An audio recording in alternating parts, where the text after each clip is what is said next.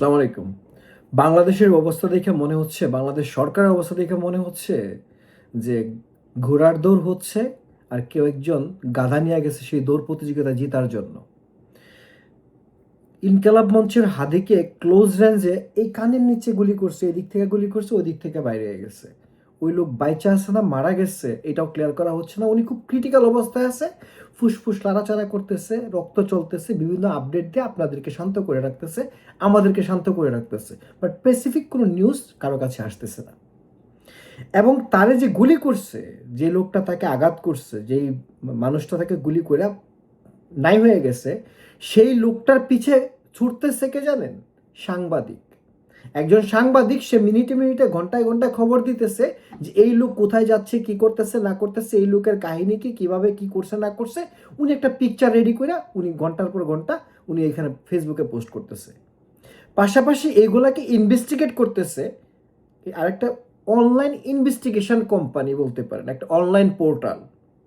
মানে এই গাধা দিয়ে যে ঘোড়ার দৌড়ের কথা যেটা বললাম আর কি, যে ঘোড়ার দৌড়ে গাধা নিয়ে গেছে, বাংলাদেশ পুলিশের যে কাজ সেই কাজ করতেছে একজন সাংবাদিক। বাংলাদেশ সিআইডির যে কাজ, গোয়েন্দা বিভাগের যে কাজ, সেই কাজ করতেছে অনলাইনের একটা অনলাইন পোর্টাল। আর বাংলাদেশ এই যে প্রধানমন্ত্রীর কার্যালয়, যেটা প্রধান উপদেষ্টার, সেখানের যে প্রেস সচিব, যে কিনা বলে যে মানে প্রধান উপদেষ্টার মুখপাত্র উনি, ওইখান থেকে উনি দেখা যাচ্ছে আপনার প্রধান উপদেষ্টার মুখপাত্র হইয়া উনি ওই সমস্ত সাংবাদিক এবং অনলাইন পোর্টালের খবর ফেসবুকে শেয়ার করতেছে। মানে সরকার কি পদক্ষেপ নিচ্ছে ওই ব্যাপারে ওনার কোনো কথাবার্তা নাই। মানে এগুলা হইতেছে, উনি শেয়ার করতেছে, ওনারাও বিচার চাইতেছে। ওনারা যদি সরকার প্রধান হয়ে বিচার চায়, তা আমি আর আপনি কোথায় বিচার দিব আর কোথায় বিচার পাবো, একমাত্র উপর আল্লাহই জানে।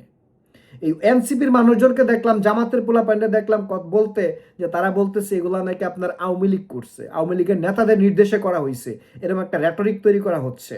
সো আমার কথা হচ্ছে, মুখে না বইলে এগুলা প্রমাণ দেন, আমরা প্রমাণ সহ দেখতে চাই, শুনতে চাই, জানতে চাই। মিথ্যার বলি তো আমাদেরকে অনেক খাওয়াইছেন।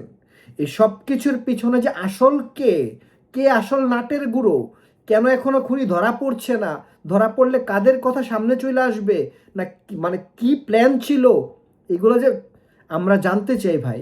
আমরা এই নাটক শুনতে চাই না আপনাদের কাছ থেকে। আপনারা আমাদেরকে একটু জানান, আপনারা আমাদেরকে একটু জানান যে এটা কে করছে, কেন করছে, রিয়েল উদ্দেশ্য কী ছিল। এটা আওয়ামী লীগ করলে এটাও সামনে নিয়ে আসেন, এটার পিছনে যদি বিএনপি থাকে ওইটাও নিয়ে আসেন, জামাত থাকলে ওইটাও নিয়ে আসেন। মেইন কারণ কি ওইটা আমরা জানতে চাই। আমার মনে হয় সব কিছুর পিছনে কারণ একটাই, নির্বাচন, নির্বাচনকে দীর্ঘায়িত করা। যাই হোক, 25 তারিখ তারেক রহমান দেশে আসবে, বাকিটা সময় বলে দিবে। ভালো থাকবেন সবাই, আল্লাহ হাফেজ, আসসালামু আলাইকুম।